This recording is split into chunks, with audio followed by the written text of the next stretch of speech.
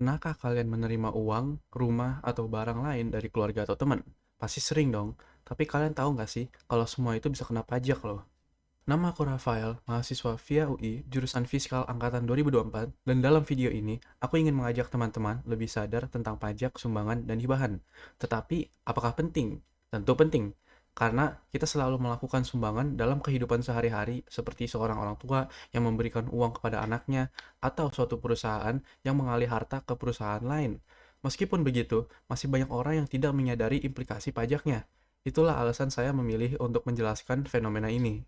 Secara umum, sumbangan adalah pemberian sukarela yang diberikan oleh individu atau badan hukum kepada pihak lain tanpa mengharapkan imbalan. Dan hibah mirip dengan sumbangan, tetapi penggunaan hibah tersebut harus sesuai dengan tujuan yang telah disepakati dan dilaporkan secara terstruktur. Dari definisi tersebut, mari kita bertanya, mengapa sumbangan dan hibah itu bisa dikenakan pajak? Dalam perpajakan secara umum, definisi penghasilan seringkali mengalir kepada SHS Concept. Dibuat oleh Shantz, Haig, dan Simon, SHS Concept ini mendefinisikan penghasilan dalam pengertian perpajakan sebagai semua tambahan kemampuan ekonomis yang diterima atau diperoleh tanpa melihat sumbernya dan dalam bentuk apapun.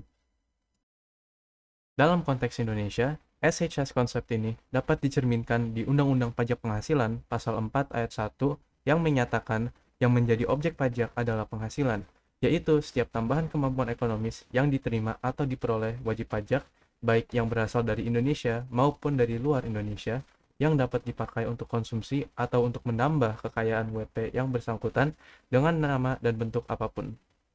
Dari teori tersebut, seharusnya sumbangan dan hibah termasuk dalam penghasilan, dan kita bisa lihat hal tersebut kalau kita baca lebih lanjut di dalam Undang-Undang Pajak Penghasilan Pasal 4 Ayat 1 yang juga menjelaskan apa saja yang menjadi objek pajak. Khususnya di Pasal 4 Ayat 1 huruf D nomor 4 dikatakan bahwa yang menjadi objek pajak adalah penghasilan termasuk keuntungan karena pengalihan harta berupa hibah, bantuan, atau sumbangan kecuali yang diberikan kepada keluarga sedarah dalam garis keturunan lurus satu derajat dan badan keagamaan, badan pendidikan, badan sosial termasuk yayasan, koperasi, atau orang pribadi yang menjalankan usaha mikro dan kecil sepanjang tidak ada hubungan dengan usaha, pekerjaan, kepemilikan, atau penguasaan di antara pihak-pihak yang bersangkutan. Dari pasal tersebut, kita belajar beberapa hal. Pertama, kita belajar bahwa sumbangan dan hibah ternyata masuk ke dalam objek pajak dan seharusnya dikenakan pajak. Namun, hal kedua yang kita pelajari adalah bahwa dalam nomor tersebut ada pengecualian. Artinya, ada jenis sumbangan dan hibah khusus yang tidak dikenakan pajak.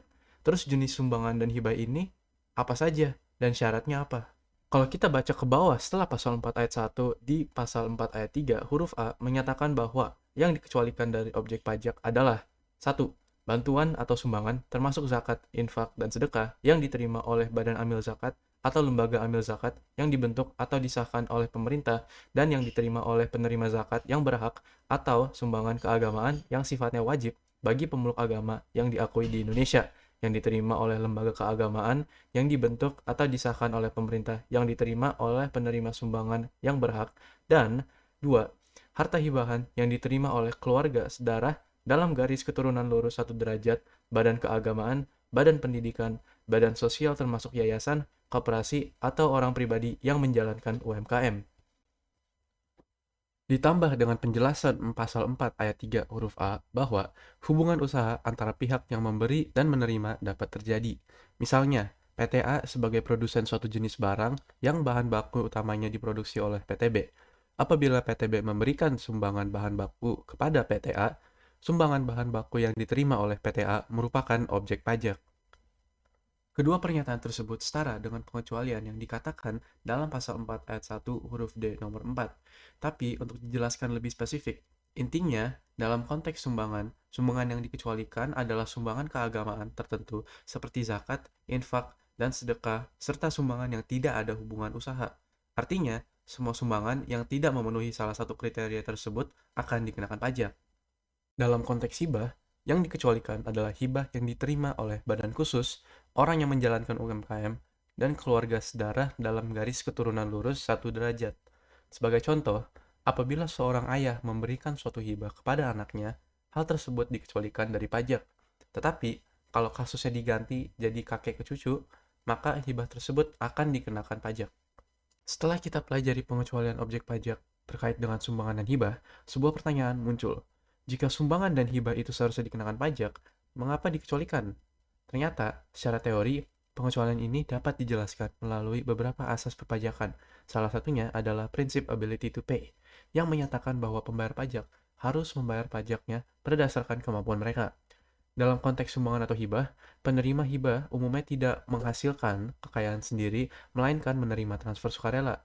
Jika transfer tersebut diperlakukan sebagai pendapatan kena pajak, penerima yang mungkin tidak berpenghasilan tinggi justru terbebani pajak tanpa menambah kemampuan ekonominya. Selain prinsip ability to pay, ada juga prinsip keadilan yang menghendaki agar pajak dibebankan secara proporsional sesuai dengan kemampuan dan tanpa diskriminasi.